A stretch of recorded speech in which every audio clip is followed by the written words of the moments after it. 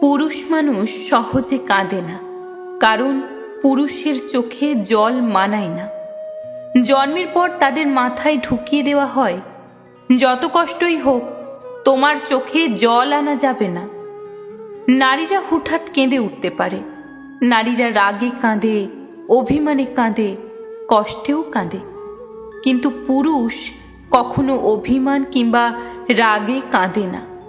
নারীর চোখের জলে ছলনা থাকলেও পুরুষের চোখের জলে কোনো ছলনা নেই।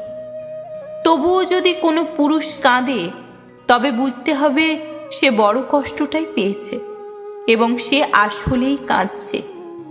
পুরুষ কান্নার অভিনয় করতে পারে না। পুরুষের কান্নার দৃশ্য ভয়াবহ, পুরুষের কান্নার কারণ তীব্রতর হয়।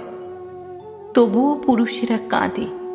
পুরুষ কাঁদে চার দেওয়ালের আড়ালে, পুরুষ কাঁদে বারবার ইন্টারভিউ বোর্ডে ব্যর্থ হয়ে সার্টিফিকেটের দিকে তাকিয়ে, পুরুষেরা কাঁদে সংসারের চাহিদা না মেটাতে পেরে, পুরুষেরা কাঁদে বাবা মায়ের চাহিদা পূরণ করতে না পেরে, পুরুষেরা কাঁদে প্রেমিকা হারালে।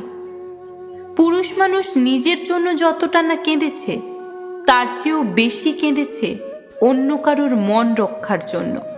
পরিবার, বাবা মা, ছেলে মেয়ে কিংবা প্রেমিকার আবদার পূরণ করার জন্য পুরুষের চোখের জল মাটিতে ফেলতে হয়, যা অনেক প্রেমিকাই জানে না।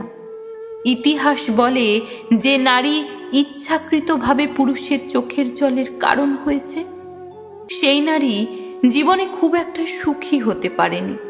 এটা নয় কোনো পুরুষের অভিশাপ, এটা পুরুষের চোখের জলের কারণ আর দীর্ঘশ্বাস। নারীরা বেঁচে থাকে বাবা কিংবা স্বামীর উপর ভরসা করে, আর সেই নারীর জন্যই যদি কোনো পুরুষকে কাঁদতে হয়, তাহলে সেটা সেই নারীর জন্যই অমঙ্গল।